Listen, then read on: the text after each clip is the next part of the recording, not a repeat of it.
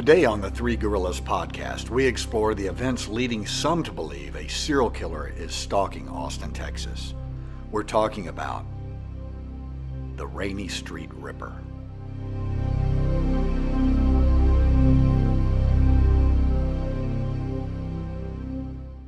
You have found the Three Gorillas podcast. Listener discretion is advised.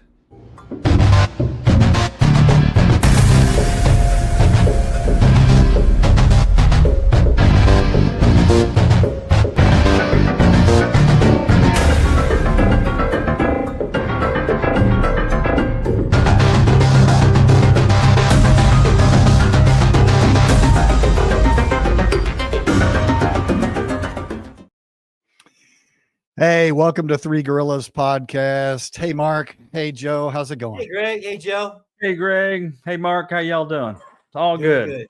All good. Let's see. We're going to swap you around there. Hey, that way I can hold up both of you. Both figuratively and literally. Yeah. You can hold me anytime.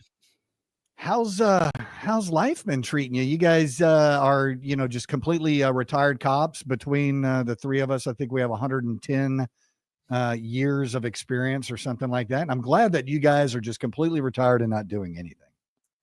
Yeah, that's us. We are trying. Yeah, that's trying, us. Trying. But you know how that goes, man. You can't get away from this. It's going to be there. Joe, I know you're still active duty and you work special ops kind of fraud cases at this point and have made quite a ripple throughout the news and throughout. Just a small one, but hoping I'll probably, be bailing on that. So I think I put my time in and I'll be able to be like you, wearing Hawaiian shirts and drinking the drinks with the, the umbrella stuff. So it should be good. Oh man, I got Reed's Craft Ginger Beer, non-alcoholic right here, and it's really super good. Oh. Yeah.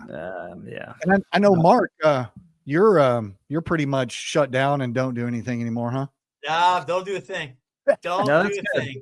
That's okay. I do it for all of us. I'll drink for all of us. We're good. For those of you who don't know us, Major Mark Sawa sort of retired, and Captain Joe Escorbano sort of retired, and Lieutenant Greg Lawson sort of retired. I'm still teaching at community college in the criminal justice program. Joe's working and doing all kinds of stuff, which we'll talk about in later episodes once he he files his retirement papers for like the fourth time or something. That's true. That's for sure.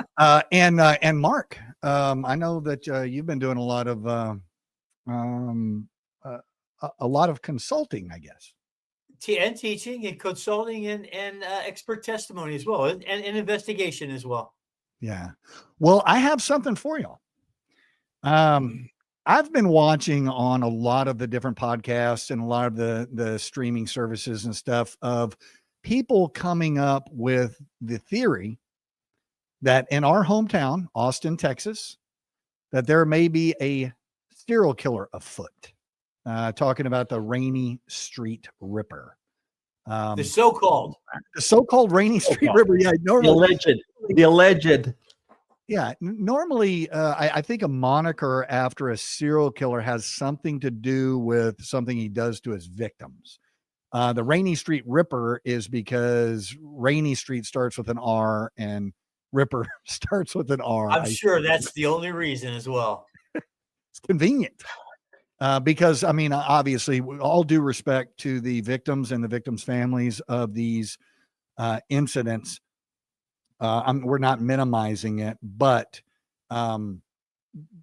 we start with that fact, right? I mean, people are suggesting that the Austin Police Department is not doing their job or doing due diligence in these deaths that they're suggesting are murders and are suggesting there are serial murders because of certain parameters that we'll go over, but also that maybe the Austin Police Department is hiding this information due to political, motivations and that sort of stuff. Because you don't want to advertise, hey, come on to Austin. It's a great town. We have a serial killer here. It's exciting around here. Oh yeah, Um, they want to do that. But you know what? There's one thing though. You have a background. I mean, you were when you were with the SO Sheriff's Office, and we can say that here. mhm. You went ahead and were over the dive team, and you were traveling up and down like I was Lake Travis. And Lake Travis is as we all know, it's about 63 plus miles long or nautical miles. Versus Lady Bird Johnson, which is only about 6 miles long.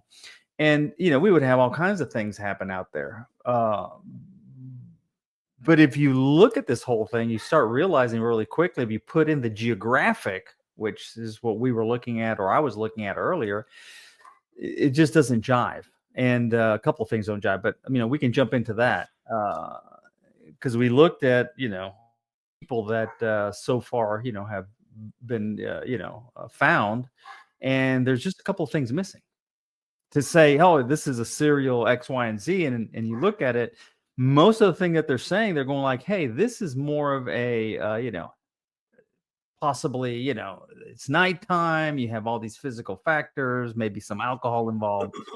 Voila, it's a bad mix. Yeah, and a lot of people are putting up stuff online. I pulled this off. It's online. I did not come up with this, and I wish I would have written down who I got this from. I will put that in the notes later, as far as give them credit for this. But they've kind of looked at things that have happened in the last 5 years to 8 years. Most of the people that are doing podcasts and that sort of stuff on the, I'm using air quotes, Rainy Street Ripper, it kind of back it up just to 2022, and they concentrate on all the deaths along this section of Lady Bird Lake. Which, when you take a look at this, right, you see how many people have been reported to have drowned, in unaccompanied drowning on Lady Bird Lake. That looks like a lot. Sure does. It's not. It's not. You look at Lake Travis, where we're averaging 13 a year, something like that. Yeah, close to that. Here's the difference, though, right? All those other ones that we just looked at on that map that I showed, these right here, these are unaccompanied deaths. Probably 95%, 90% of the drownings at Lake Travis are accompanied deaths. People see them drown, or they were swimming with them 5 minutes ago and they look around, they go, where'd they go? And everybody's looking. So they rolled it does off the boat. The Lady Bird Lake reported drownings, unaccompanied drownings that we have here, that's a lot. When you filter it down to that. Correct. And if you look at it, and I was looking at just the 2024, because I went ahead and looked at all the reports, and I looked at 2024, and of course it's going down here and going like, if you look at what they're saying, of course, we don't have all the information. That's the other thing. I'm rendering an opinion here on stuff that, again, I don't have everything. I don't have the toxicology report. I don't have all the other stuff. But what they are saying is that, in 2024, not a homicide, the first one that I looked at. And you look at the second one, it says it's not being investigated as a homicide. The third one, not being investigated as a homicide. The fourth one, no foul play. The fourth one, again, no foul play. Believe that this was a homicide of any sort. Now, it's really cool, I guess, and again, I'm trying to be respectful. It's really cool to say, oh yeah, the Ripper, it sounds really nice, or kind of like to draw attention or whatever. But again, there's no common denominator there to say that that in fact that you do have something like that. And I'm sure if it was, I mean, the homicide unit from the Austin Police Department is a very competent unit. And I doubt that, and I doubt that very seriously, that if they found a common thread. Mark, you've investigated, serial. I've investigated. I investigated a serial rapist, and he had a common theme all the way through. I mean, this guy operated. He had like 17, 18 victims, and the whole thing was, you captured every single moment of that. And this right here, again, I mean, if you look at, you've been to Lady Bird. on missions. I have too. I had a case that we had to go over and do it, and it's not that deep. 18 compared to Travis, that's, at points you can go all the way down to 200 feet, and then you have, of course, the trees that we need to talk about that in one of our podcasts that they have in the middle of it where the pecan grove is at. It's just treacherous, and you Right. just don't have those. You don't have those things on this. This is what's so crazy about this one. Yeah, Mark. I was sitting there looking at this, and I was looking at how the online sleuths, and I'm not being disrespectful, but the online investigators that are looking at whatever's available online and then going and talking, if they do go talk to family members or friends, there's a lot of inference of what could have been going on. One of the things is, all right, so if we're talking about a serial killer, right, operating in a certain area, so we got that right.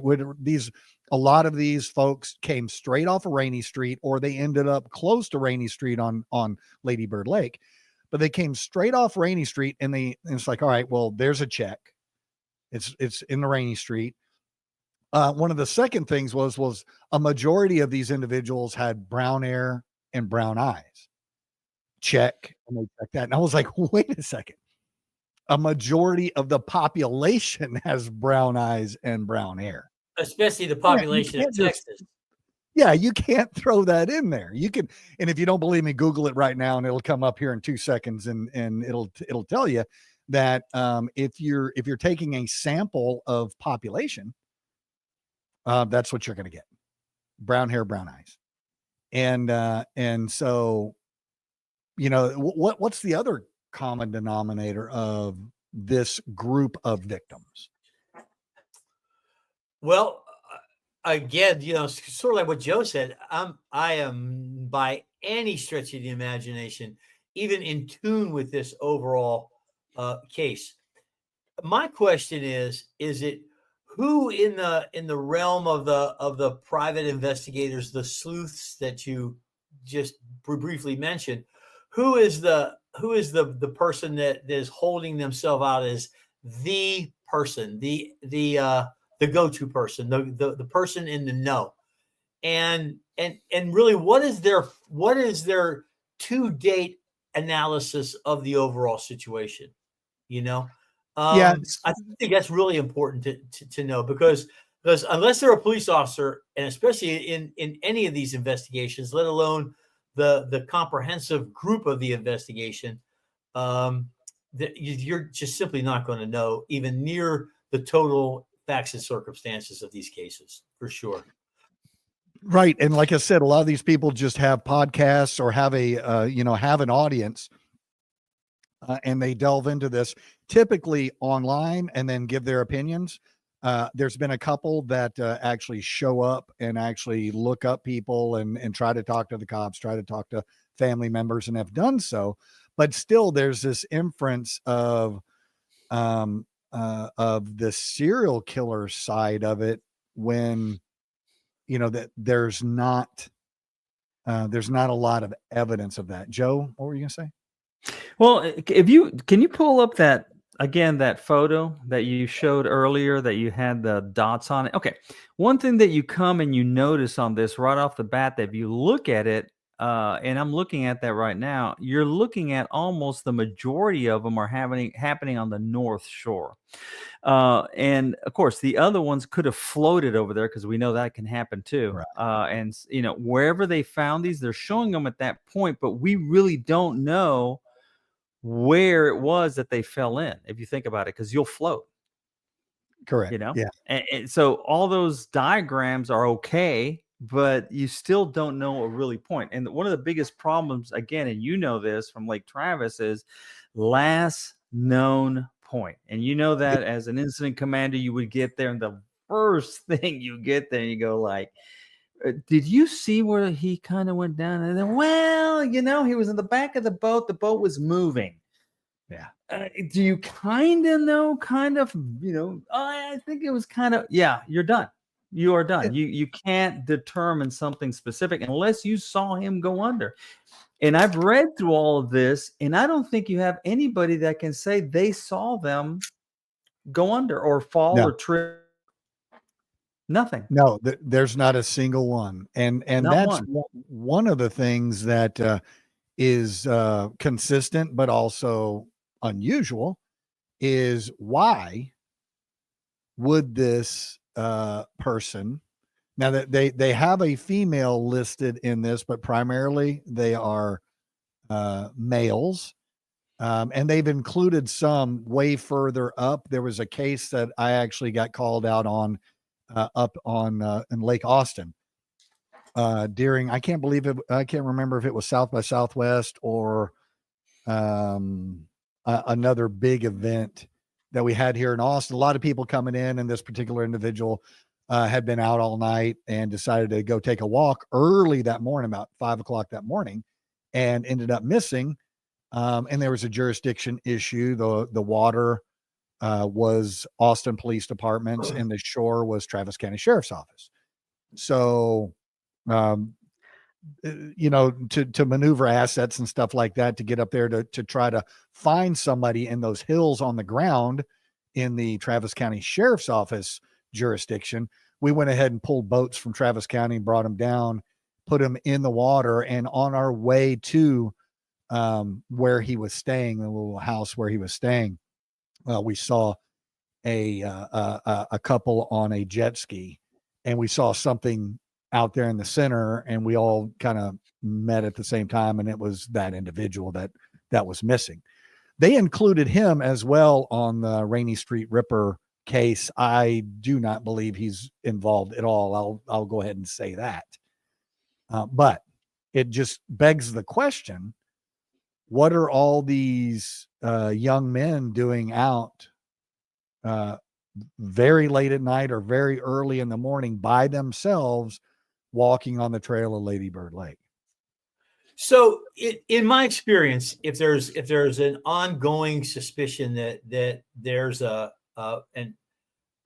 particular person or group of people involved in some organized crime event, and I'm not necessarily speaking solely on like a serial rapist or a serial killer, where there's an ongoing crime event, usually there's a designated person. So if there's multiple victims, it's kind of the next of kin, which is also a victim of a victim, that is the spokesperson, is the go-to person. That's the person that the police deal with.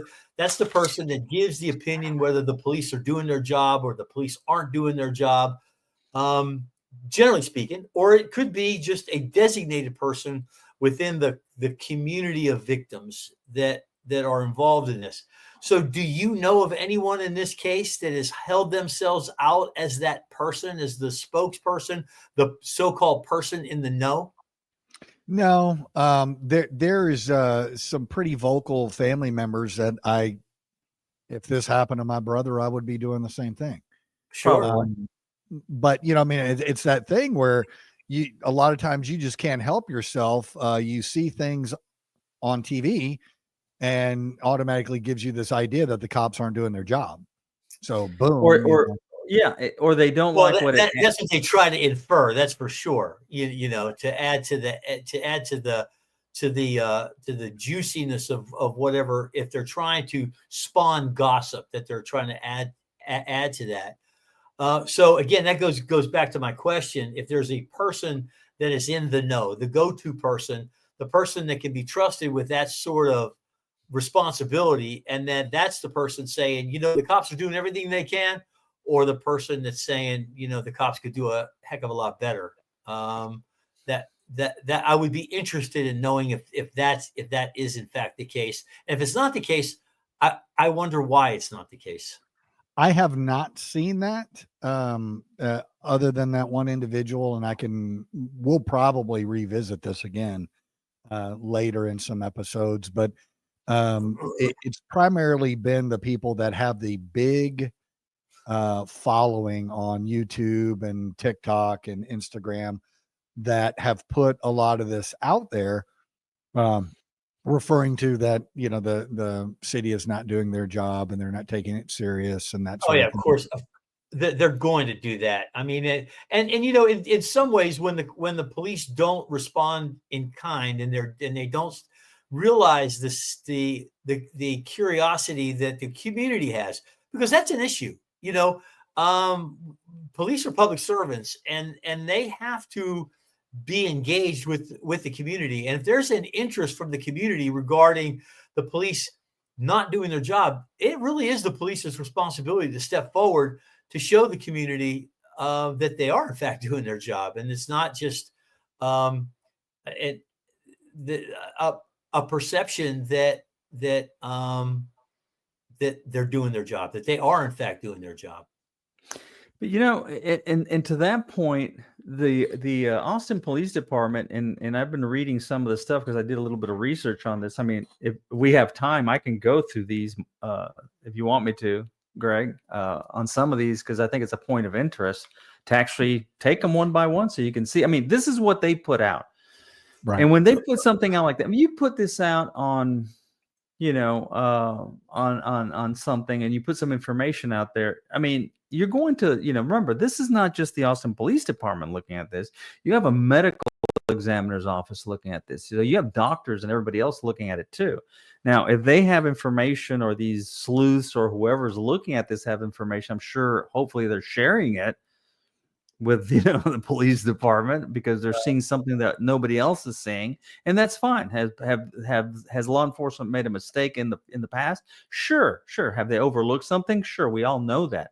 But in this case right here, what's interesting to me after I read all of this, and starting in the July of 22, and I can mention the names of the victim. I mean, not the victim, the people that are deceased here, right? We're good Sure. to say Yeah. that their name. Okay, That's so public you have, knowledge. for example, you have Ricky Parks. Okay, Ricky Parks. And they go, I mean, they're very, very close. And they say right here, APD, okay, close. We close the case. We don't believe that there's anything to this other than accidental. Then you go to Christopher Gutierrez, okay, the same thing. And they also put no foul play, closed. They are literally closing these cases one after the other. And then you go to the next one, Joshua Moreno, near a pedestrian bridge, South Lamar. APD on that one said, APD, this was a shooting crash, and they arrested somebody, but yet they counted this guy in there, and he had nothing to do with that whatsoever. Right. But he was also counted in that. Oh, well, this is another one. It wasn't another one. They actually arrested somebody on that one. Then you have Kyle Thornton, on the Congress Bridge, no foul play, case closed. And I can keep on going all the way down. Accidental. And one of the APD people, or one of their spokesmen, said, the common denominator on all of these, nighttime, and there's some form of alcohol or something involved. And, you have, again, your terrain. And if you look at that whole terrain, you've been there, and I'm sure, Mark, you've ran that thing a million times when you were in SWAT. If you're not paying attention, and then you throw nighttime and something else in your system, that's a deadly combination altogether. So. We had to transport Don Rios because he wasn't looking on that trail and ran into a rock right beside the thing. I think we had a couple of transports from that trail. Yeah, a couple of them fainted, and a couple of them were just like, we did have a couple of transports. It can be treacherous in the daytime, at least it used to. You're right. And then you throw in, a couple other things. I actually went ahead and actually went to that area. I was curious, so I went to that area and looked around, and it's treacherous. And if you start looking at when you look at the Google map and you zero in on some of these places, and they're just going like, there's no light in some of them, and then you're looking at it runs all the way from past 35 to east and west of 35 to the location where these people have been found. So were they all, this is the other question I had on this, can they prove every single one of them originated on Rainey Street? I haven't seen that. I mean, I don't know. I have not seen that, but I know a majority of them did. Yeah. Okay. So they say these guys were there. They have probably credit cards, whatever. And I'm sure, I don't know that piece of information I did have, but I was just curious, because I would be curious to see that too.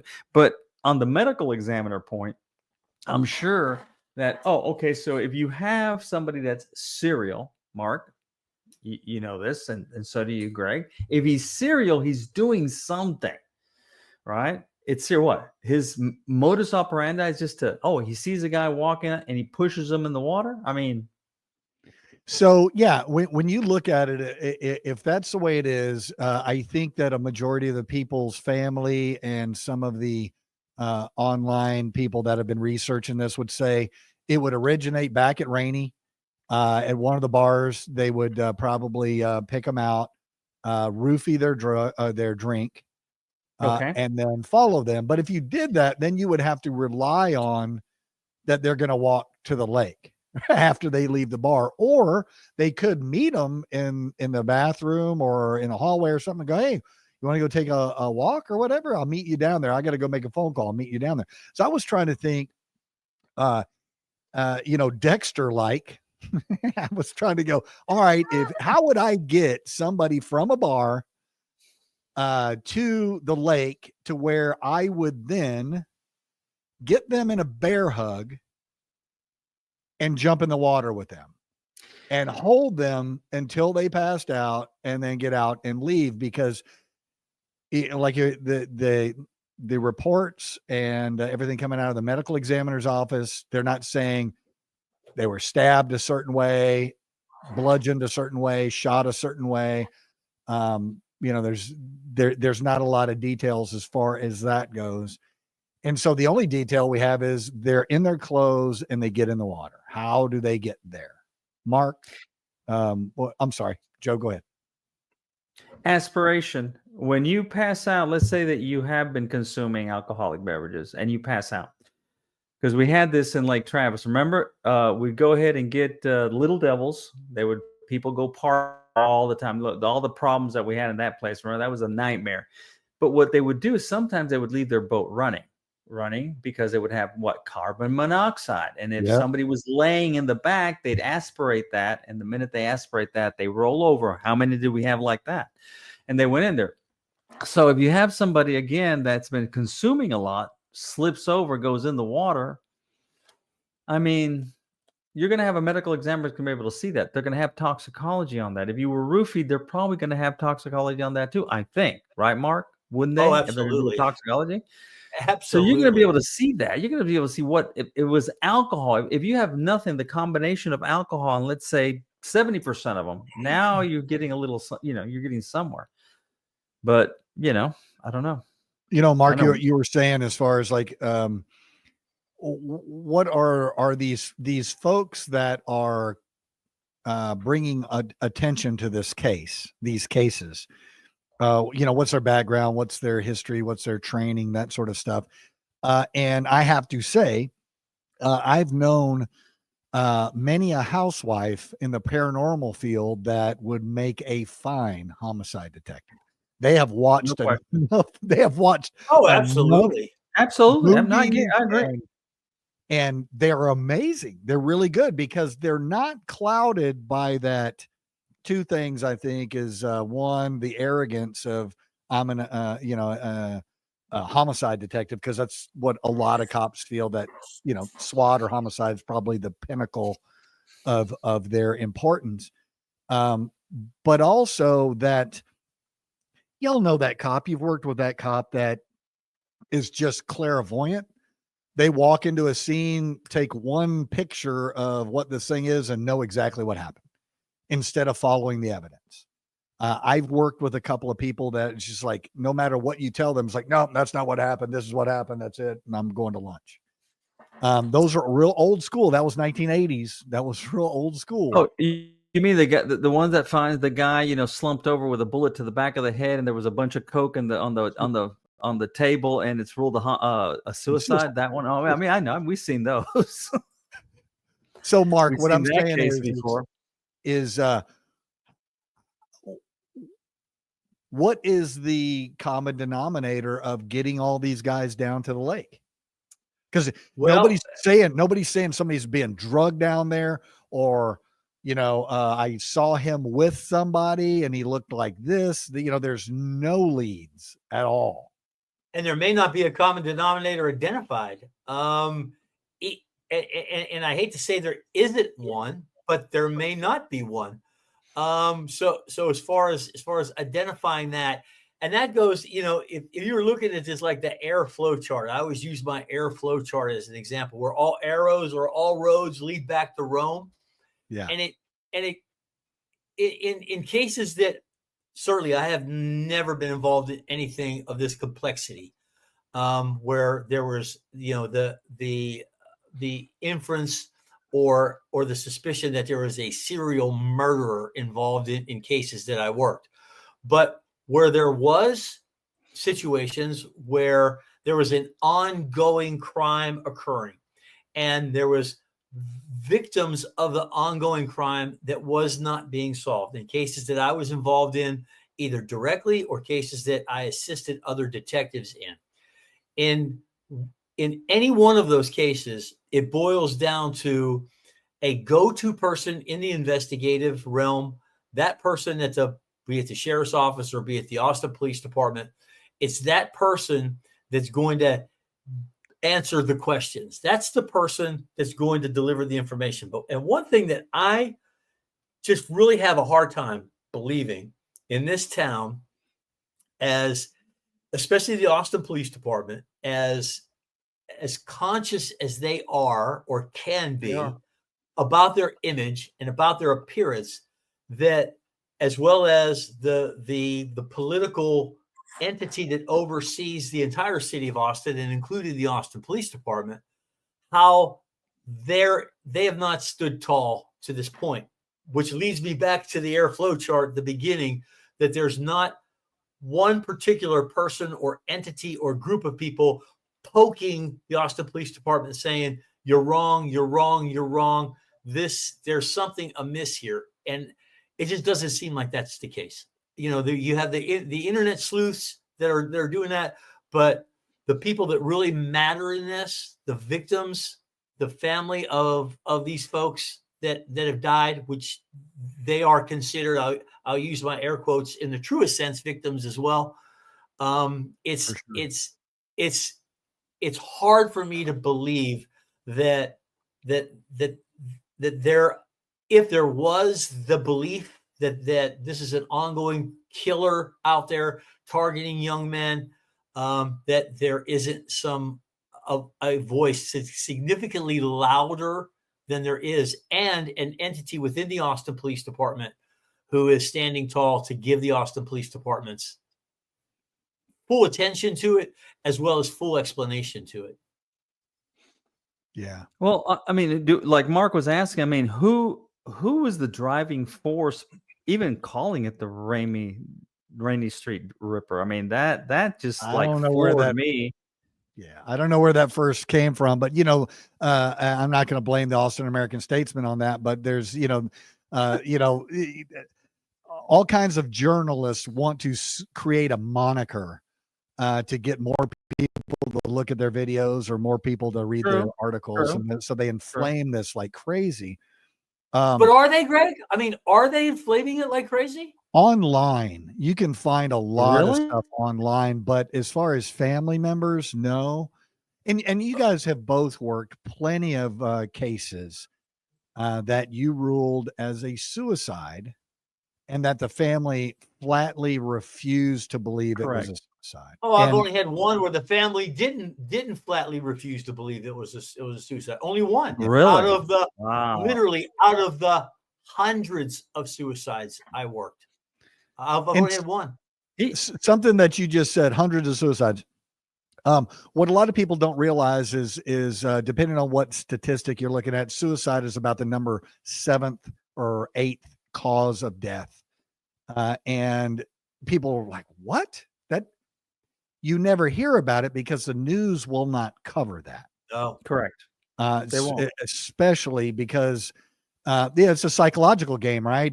If somebody is getting a lot of attention, like let's say school shooters, well, then some people that are a little bit off their rocker might follow up. And so if there's a lot of exposés done on suicide, it could literally increase the suicide likelihood for individuals. It does. They've proven it. Yeah. They've proven Yeah, it. I think you're right. It does. So It does. Now, go ahead. no, they just kind of shy away from that side of it.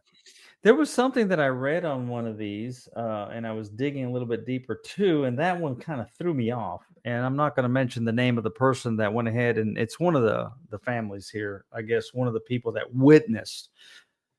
They said they left him, and they witnessed him walking away. Mhm. And that was the last time they saw him. But they inferred at the same time that he had been drinking quite a bit. They were saying, well, he wasn't really intoxicated that much, but he had been drinking. I said, okay. I mean, I understand. I get it. But even, that even being impaired just a little bit, I mean, or have alcohol in your system can cause you, again, in that situation, you have the lake, you have all that. It's treacherous during the day. And now he's walking with it and, distracted. How many people do you see out there all the time on their damn phone? Right. Walking, and they've walked into, you see those funny ones that they walk into a fountain or they walk into a door. I mean, and this guy was on his phone. I mean, there's so many variables here.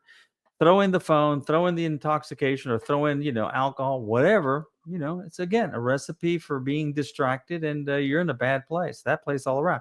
So what do you do? Well, I mean, what's the solution? You put a fence all the way around it? I mean, is that next? I mean, I'm Well, throwing it out. and one of the only ways I really can relate to what happens with other people is my own experience, right? When somebody's telling me a story, it automatically falls back to this template that I have in my mind that is kind of a death like that. They explain what happened, and I go, well, I had 2 or 3 of those this way. Um, some of the ones that I worked at Lake Travis, and as you both well know, um, the only unattended, I take that back. There's about 2 unattended drownings that I worked on Lake Travis that were suspicious. The rest of them, they were intentional suicides. And yeah, which begs the question is like, were any of these at that point to where it, if it was a true accident or was it something else? And not everybody leaves a suicide note. And I have worked several of them, and you wouldn't think, it's like, okay, I'm gonna commit suicide. Not a lot of people think I'm gonna do it by drowning. Well, I've pulled enough people out of the lake that had weights on intentionally, that actually went and bought the weights at Academy and put them, the running weights that you work out with, the vest and all that. So that does happen. So while you're, let's say you're a homicide detective with Austin Police Department, you have to have all these templates of what you think fits in, what makes sense. But you need to follow the evidence as well. And if there is no evidence, and there's not evidence of violence, like we talked about before, like a typical serial killer would be, binding, torturing, stabbing, burning, shooting, and they're in their clothes in the water. There were some of them that had injuries. One of them definitely went off of a platform and landed on the ground and hurt themselves very seriously. And he survived, but he did not know. He didn't have any information to share. I didn't think about that. Really, That's that's the very first time I've interesting. heard that too. Yeah. I didn't think about the suicide aspect of it, and then the next thing you know, I get this flash going through my head. Mount Fuji, right? In Japan, everybody goes to that forest to commit suicide. Mhm. So it's just kind of like, well, did they or did I mean, I don't know. We don't have the mental We health don't. We aspect of have. it. We'll never know. Right. And of the ones that I worked out at Lake Travis, out at Hippie Hollow. Hippie Hollow, for those of you who don't know that's listening, is a park out at Lake Travis that you can go completely nude and you will not get arrested. There is a large population of, yeah, exactly, just like our gorillas there.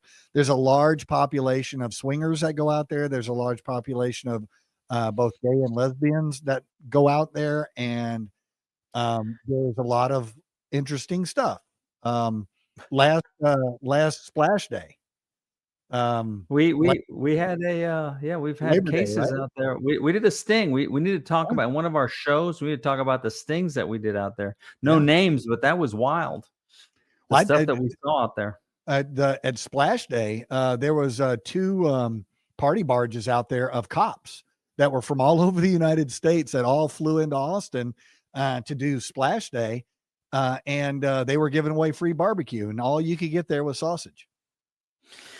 Just saying, they had all kinds of sausage there, and yes, I got on the party boat and I had some sausage. It was great. It Well, was a good good for time. you. I'm very commendable. That's a very Party boat or commendable. party barge?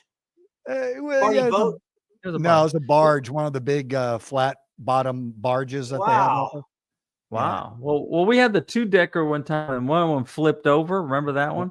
That Yeah. incident, and they went and called it the Gatanic because it went over on one side. And then we had to go rescue everybody, or at least some of the people from the boat patrol went and rescue because everybody they didn't tell them, hey, you can't go on the top deck, and everybody goes on one side, and they did. And Yeah, that and whole everybody thing. was fine on that one. I remember that Yeah, one. nobody drowned, which was a good thing. But in getting back in Lake Travis, I had one case of an executive. I'm not going to say where that he wasn't witness whatsoever, and never found him. I mean, Yeah. and we had the entire team, not only our team but also the DPS team, went all the way through Little Devils, and we I mean, we went through the bottom, like how you can't see, so you're going this number in line and everything else. And of course we could have missed him, but still nothing. No, Never found him. Never found him. Mr. Crumpacker, we were out there a year after you guys. They stirred up a bunch of stuff because of insurance wasn't paying because they couldn't find him. So we Correct. actually deployed back out there without there another week. And we pulled deer skeletons from 1962. We collected every Schlitz beer bottle from 1950 that was dropped out there. Fishing lures. We picked up everything that God didn't put there. And you cleaned the And, lake out, which was good. Lake Travis cleanup, which was really good that you guys did that and contributed to the environment. But it goes to show you again. I remember that they followed his credit cards. They followed any and every passport, anything that could lead back to nothing. Everything was there. Never found anything activated or anything like that. His 2 kids were on board. So it was just like, yeah, I don't know. And I know Austin Police Department is doing this with every one of their, and actually probably doing more than what we did because that was years ago. The technology is far, far better. Especially with their cell phones. We didn't have cell phones to track people by. Now, I'm pretty sure that we could track you pretty well on Lady Bird Lake. Well, I'm sure they have the cell phone records Your too. steps. Yep.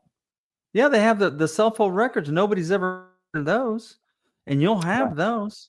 And as a matter of fact, I know for a fact that you can take, if you have an iPhone and it's a new one, it'll go under the water for 30 feet and still going to work. Yeah. I mean, and this is only 18 feet to go into Travis. So if you want to see, if you want to see the iPhone technology, the criminalistics and the forensic abilities with iPhone, go to YouTube and watch the video of the Alex Murdaugh trial. Oh man, it is unbelievable incredible. What they did. It was incredible. But you hit the best point there. The cell phone. I mean, of course, we're not privy to that. I'm sure the Austin Police Department, but that's why we're getting all this other stuff too, that you're looking at something and, perhaps, they got more information going like, hey, we can only take as long. You may have a history of, mental health or whatever. And they don't really want to share that. They don't need to. I mean, you don't have to put the family through that either, but they don't. I mean, there's no sense in doing that. Right. And Mark, when we talked briefly about this a couple of weeks ago, like with the gay population at Hippie Hollow. And when I say that, most of the people that go out there, they're just hanging out, having fun, enjoying the sun, enjoying the water, and that's it. Then there's this other element of individuals that hang out at the bathroom. Sure. Well, you find that just about in any piece of the population. So Right. Well, that's what I'm saying is there's this certain people that are predators and they're hanging out at the bathroom. Just when we worked at Dillard's way back in the day. Oh, I Um, remember what you're going to say. Please don't. But yes, no, I we're not remember. going to. Yeah. But there was a liaison, place that a lot of men knew about at Yep. Dillard's, and Yep. we ended up figuring it out and keeping them from showing up and meeting with each other. But And, there's a and, lot. and putting boards on the holes. So that was, Yeah. Yes. There's a lot. I completely lost my train of thought when you said that. I was like, did I screw you up on that I one? forgot about that part. Woo, boy. Sorry. But there's could it be that maybe like Dillard's back in the 90s, like Hippie Hollow, could it be that maybe there is a population that are looking to hook up at the end of Rainey Street down there by Lady Bird Lake? And Could what that- I have found, what I have found in Mhm. other cases, not and not necessarily here in Austin or even in Central Texas, but across the country, where there is spots that are meeting spots, whether they're a rest stop or it's a park, Yep. specific areas that are meeting spots, they're immediately identified. So it becomes, hey, this is a spot where people go to hook up, and so if you go there, be aware that people are being victimized in whatever capacity. But if you are the type of person to go to the spot, the rest stop, the park, the gas station, bathroom, if you're that person, just be aware that you could be a target in the same way that these other folks were targets. But there's nothing in regards to this. So even if there was a situation where because of that it brought these young men to that area, it's still a reason to warn them that the same type of accident could befell them. But there's nothing. I have heard absolutely nothing. And but again, I'm not as informed as you are, Greg. So that would be a question I would ask you. Have you heard anything about on those lines regarding a hookup spot or areas where people hook up at? I have not. I have not about Lady Bird Lake, but also, that's something that the news media and podcasters will not bring up because they're afraid that they're going to get chastised for you're picking on us, you're picking on a certain group of people. And that's not what we're doing. As an investigator, I have to lay everything out and go, what are the possibilities? I have to look at all evidence and circumstantial evidence and historical evidence, demonstrative evidence. I can pull forward all kinds of locations where this type of activity is going on. But again, but you're not saying that that's actually a fact here. It's just another element that nobody has looked at or nobody's even discussed. But the other thing, Mark, you hit the nail on the head. When you were on patrol, okay, and I know because I was with you and I was with you too, Greg, you guys were assigned a district, okay? I bet money, I'll bet my paycheck that you knew your district like the back of your hand.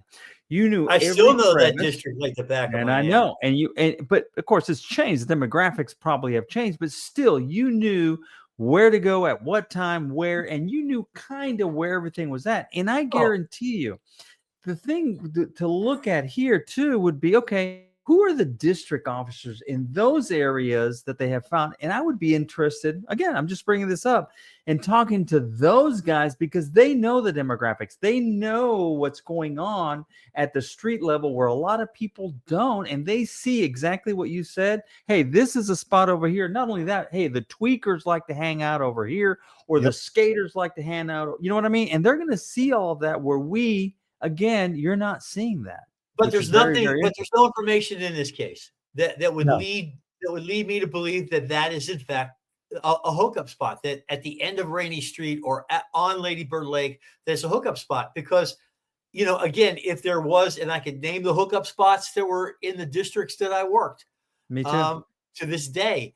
So if people went, let's say, for instance, Joseph Clayton Drive off of Breaker, and that was a big time hookup spot because not only Yep. was it a hookup spot, it was a hookup spot for everybody because the folks that would pick up prostitutes over in the Runberg area would bring them to Joseph Clayton. Yep. So consequently, if people were being victimized on Joseph Clayton, then the news should be brought out. The sheriff's office certainly would have brought out, don't go to Joseph Clayton because you could be, again, the same thing that happened to A, B, C, D, and E victims can happen to you as well. But that's not the case here. No. And talking about hookup spots back in the day again, and I'm going to go really, really back into history for the SO. If you look at Sprinkle Cutoff Road, that Yeah. was Same a big thing. spot that they would It go sure down. was. Remember the Bettis case? That was my first homicide. I was a rookie. That was she. And I she got rolled dumped up. out there. I rolled up to that scene. Of course, she was already gone, but I rolled up, Yeah. and that was just. Even to this day, I can visually see her and her Volkswagen there, and it was that case was just terrible. But again, Sprinkle Cutoff was again, a big time hookup spot. it was so isolated. Again, Actually, we need to do a podcast on that case. I did not know that you responded. I was to first officer. I was second officer. EMS got there, and then me and my FTO, which I will not name him, but you guys knew pretty well who he was. He was he liked Corvettes and rookies, and then he had a never mind. So and he was a legend in his own mind. But he was a good dude. Yeah. But he's no longer here. But anyway, so yeah, it was that case was. And it's that was a tough one. So I would agree that I don't see. I mean, on Rainey Street, you can't say that that's not a hookup spot. That is the party. That's like saying 6th Street wasn't a hookup spot in the 80s. It's like Rainey Street is the new popular place. Everybody's going there. You have communities of all kinds of people that are going there, and it's very enjoyable. It's a really cool place. And I don't see, I don't know anything about them going down there. And the other thing is I talked to a couple of guys over at APD, and it would be great to get some of those district guys to talk, but obviously they can't, right? No, they absolutely cannot. Probably not. Yeah, probably not. No, they cannot talk. And it's not about that they're trying to hide something. They just cannot.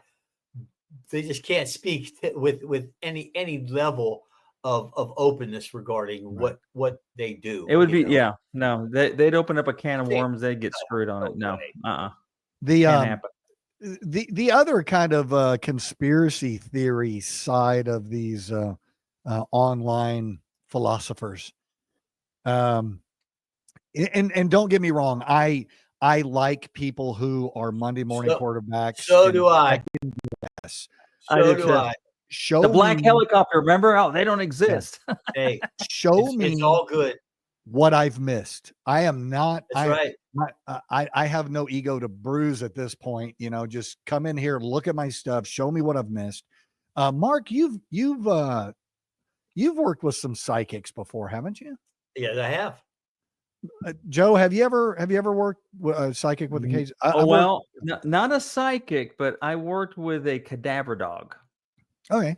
Well, that's and I'm telling you, the cadaver dog, everybody laughed, and I did. And I have a whole story on that. We'll talk about the cadaver dog sometime on how he found this body. And it was just like the most shocking, because everybody, could you imagine, to a bunch of cops, you bring, I got a cadaver dog that sniffs over the water, not just out there, over the water. And everybody's looking at me like laughing at me. No, they were laughing at me, and they were making these really, I will do this and that to the dog if he finds the cadaver. Oh, okay.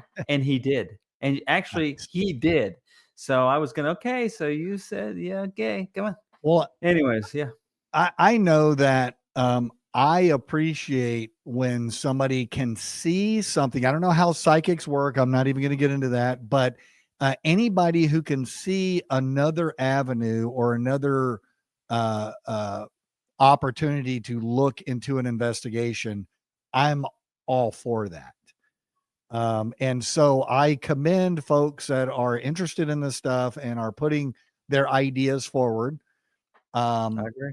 And I can assure you that APD is doing their thing. The conspiracy theory on that is like Jaws, right? We can't tell them that there's a shark swimming around out there because it'll kill 4th of July. On 4th of July is our biggest weekend. We can't do that. That is not what Austin is doing here. And if somebody would find out that that's what Austin is doing and find out there actually is a serial killer, that person is going to be in some sort of hot box as far as That's that. not happening. Man. No, Not I at that don't age. believe it is either. No way. But hey, Nope. man, can you believe this? We're at 56 minutes. Do you want to talk about the next podcast, or that we're going to? We haven't even maybe? solved. Wait, we got to solve this one first. Yeah. Wait. we definitely have to put a lid on it, Greg. I think that's your job. Yeah, Well, I think you do. I know that we're going to be, all three of us are going to be probably paying a little bit more attention to, the news and Rainey Street Ripper stuff online and kind of follow it a little bit and see what we can do to put some sense to this. I think we should probably follow up this podcast in, I don't know, 10 podcasts or something like that, and focus in on specific, suspicious circumstances in some of the cases and talk about those. But I'm going to leave that for a later podcast. The thing that I'm really interested in is our second podcast. Listeners, what you do not know is that you're looking at some people that actually responded to the siege at Waco.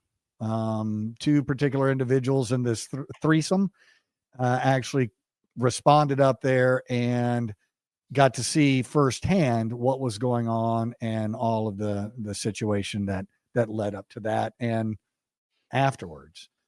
So, Joe, would you be willing to discuss some of that stuff of your response? Yeah, absolutely. When we do our next podcast, we're going to talk about it. I went ahead and it was February 28th, 1993. I remember it. As a matter of fact, every time I talk about it, I've never been back to the location, as that's not common because I just haven't, I haven't been able to go back. And that happened again, 1993. I drive by it all the time when I head to Dallas, but I will not go to Waco for some reason. One of these days I might go ahead and show up at the memorial.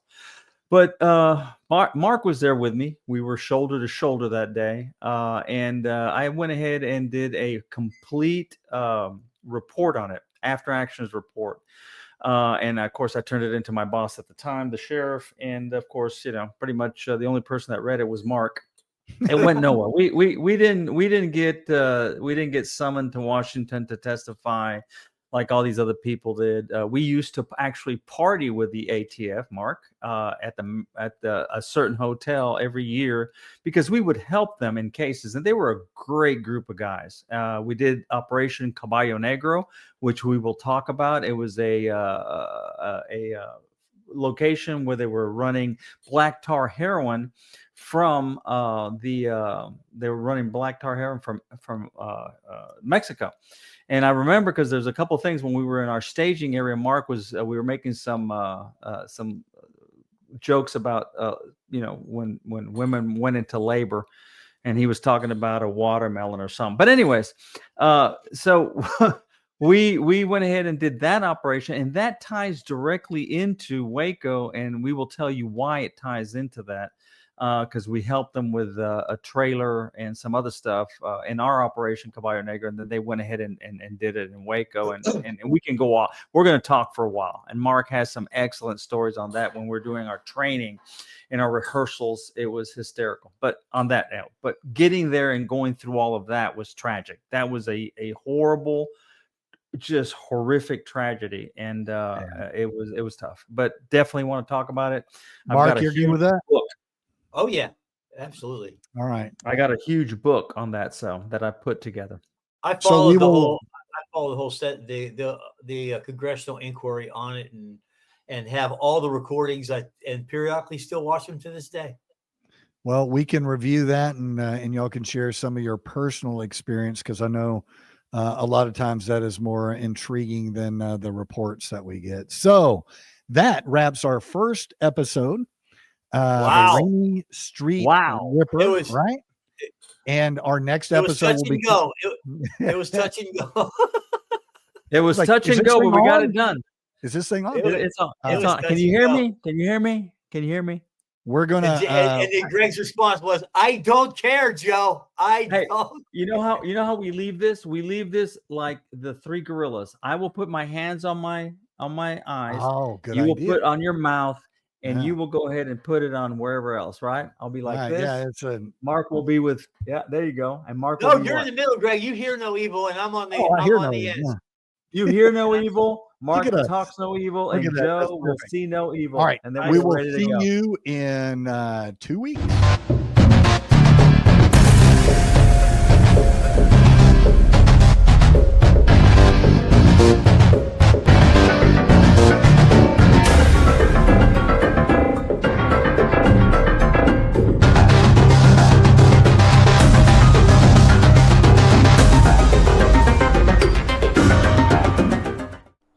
Three Gorillas Podcast is a zombie advocacy production.